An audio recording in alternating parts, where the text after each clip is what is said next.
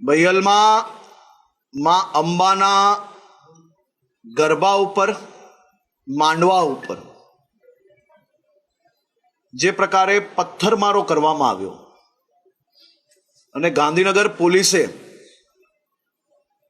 જે ગણતરીની મિનિટોમાં સમગ્ર ઘટના ઉપર જે કંટ્રોલ લીધો અને કંટ્રોલ થતાની સાથે જ સૂરજની પહેલી કિરણો પહેલા આ દંગાઈઓ કોઈ ઘરની અંદર છુપાયા હતા, તો કોઈક અભરાઈએ છુપાયા હતા, કોઈક પડદાની પાછળ છુપાયા હતા, તો કોઈક પોતાના ઘરના ઢાબા ઉપર છુપાયા હતા.